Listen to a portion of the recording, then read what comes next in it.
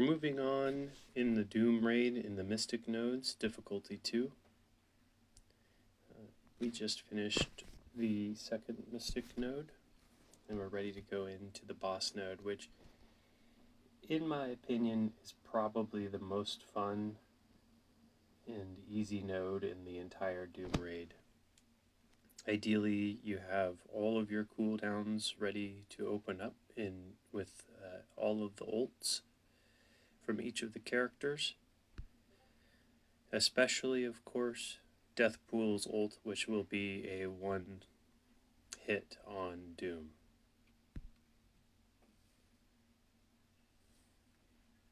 An important thing, you don't want to open up with double ults by the Eternals, because if you knock any of the enemies down too far, then we get both of the shield securities start their taunt, and we really want Deathpool with her 5 charges and 20,000% piercing to take and put 11 million damage onto Doom. So we'll start with Icarus, and we'll rewind time.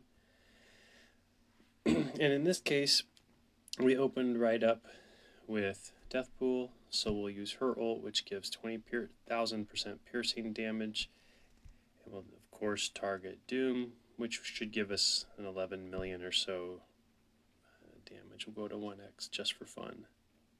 See the damage. So I think 11 million is what I saw there.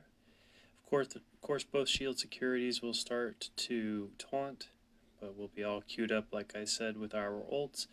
So we might get disrupted on either of them or both of them. Hopefully we get some blinds around, which we did. We got disrupted on both of them, so that's over.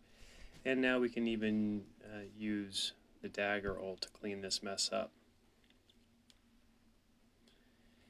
I like it when Maria Hill doesn't die, so I can spread her blind, disrupted, slow, and offense down, so I'd usually target over on this side. Now, some of this is academic because you're definitely going to win this battle. I always try to take out the Secret Avengers potency as quick as possible. Now, using the Deathpool special, we'll spread blind, disrupt, slow, and offense down.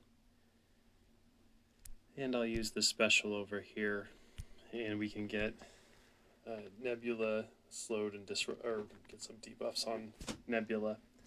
No one has any of the positive effects that we need to clear, so we'll just go ahead and do a chain between these two, Sharon and Gamora.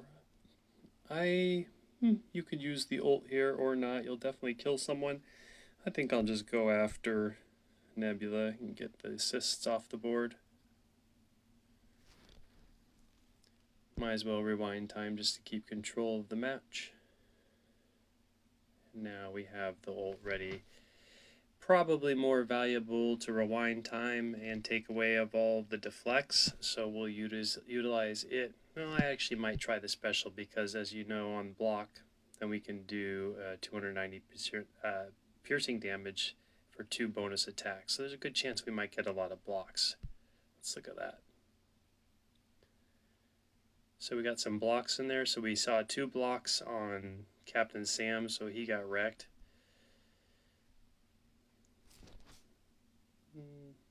May as well take out Gamora or attempt to.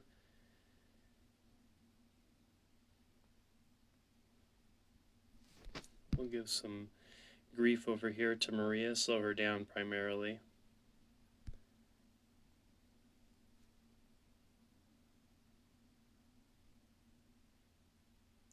It really doesn't matter. And the reason I like this battle so much is because you just can unload right here. You're not worried about cooldowns. You're going to definitely wreck face with some of these mystic powerhouses that are in the game right now. And of course, all of the nodes in the Doom Raid, these mystic nodes are the easiest. But that's how we can use this lineup to really take control of the mystic boss node.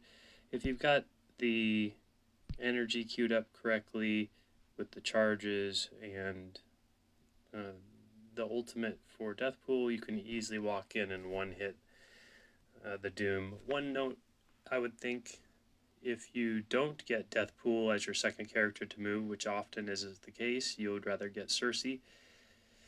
Instead of rewinding time with Cersei, I utilize the basic on Doom because it won't knock him down low enough to get the turn meter and the extra energy to open up with his ult. But it also will be guaranteeing not to trigger either of the shield securities to taunt, which then makes you have to wait with the Deathpool ult on Doom at least one more round to get disrupted or to clear those taunts off of the shield security. So be sure not to do a bunch of opening AoE and ultimately get shield security taunting and make you have to wait with that Deathpool ult. Alright, hope you guys